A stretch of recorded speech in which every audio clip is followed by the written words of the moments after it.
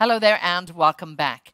Now, I'm in conversation with two wonderful ladies as we look at teaching sustainability to all and really looking at the role of private sector and indeed government philanthropy.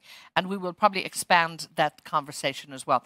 Joining me here in the studio, I'm absolutely delighted to be joined by the CEO of the Abdullah Al Ghurair Foundation for Education, Dr. Sonia Ben Jafaar joins us. Lovely to see you. Thank you for being here. Thank you for having me. And we are joined online, so I'm delighted to welcome Isabelle Giordano. Isabelle is with BNP Paribas and the head of group philanthropy there. Isabelle, lovely to see you. Thank you for being with us. Glad to be with you and online from Paris live.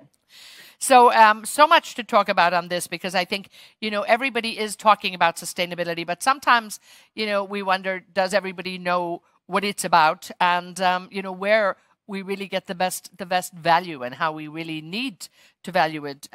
Sonia, if I may start with you, and we look at the work that you do in the Al Ghurair Foundation, it's all focused about education. And I know at the very heart of what you do, education in terms of sustainability, in terms of climate change, but the power of education to empower people, so to speak.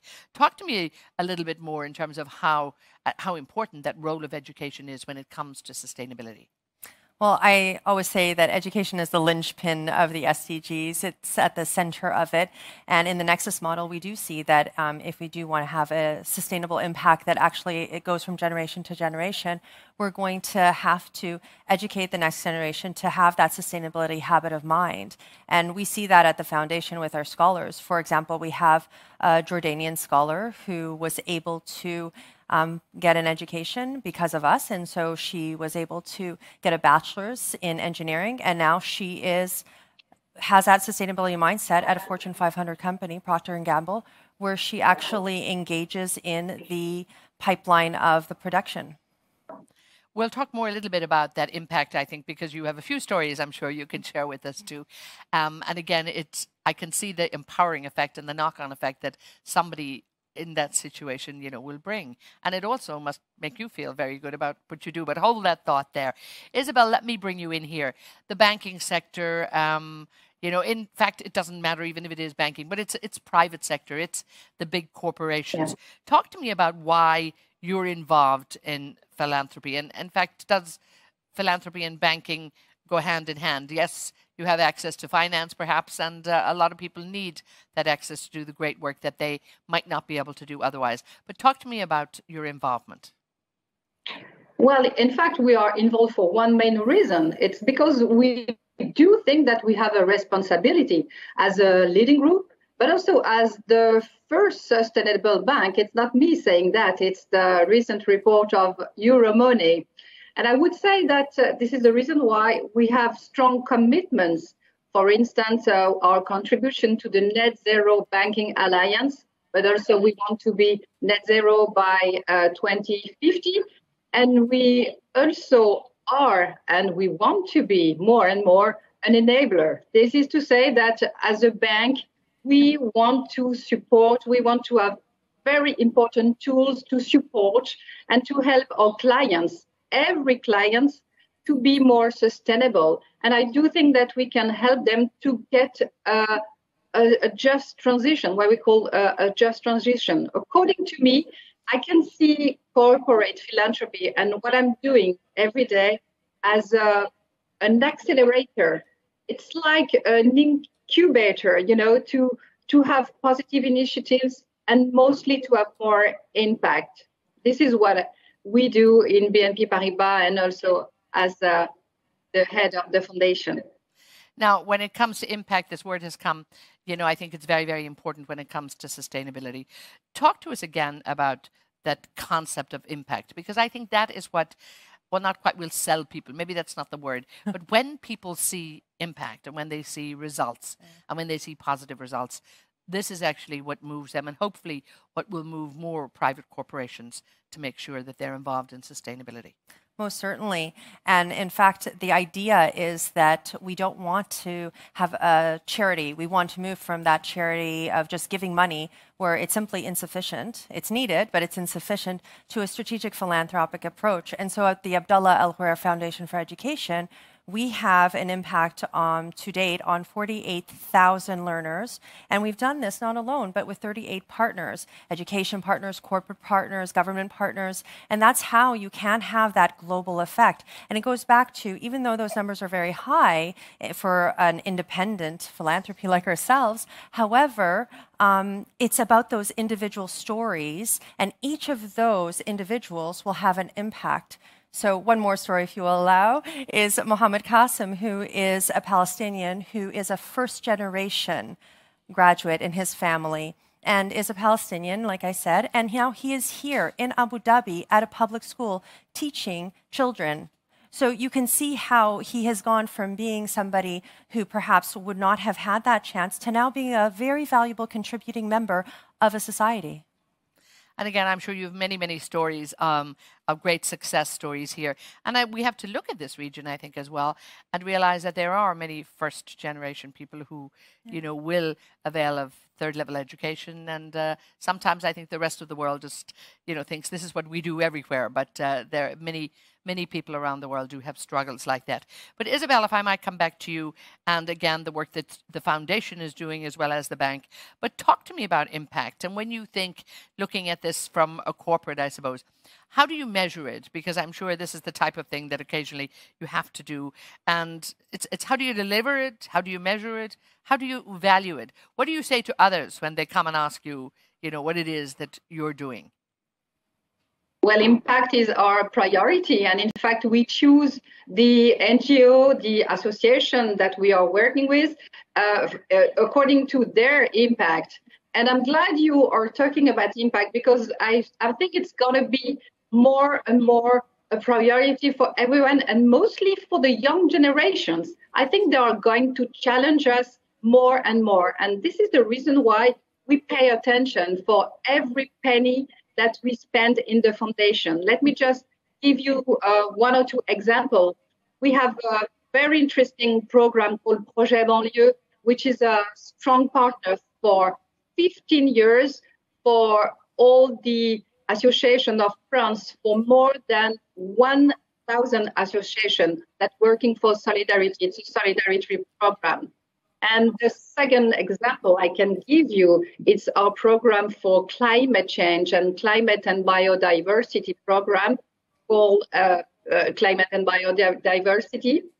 And it's been running for 10 years with a budget of 18 million euros. So these are examples, but the main idea is that impact is the priority, and it's going to be very challenging regarding the young generation. I think we have to build with the young generation our programs instead of working as we have done for several years. I mean, philanthropy today has to be maybe more impactful and maybe work more with government, NGO, and associations.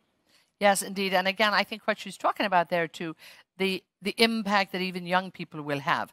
In the past, and I think perhaps, you know, in my day growing up, not too many people really cared too much what we said. I tried to make sure they did.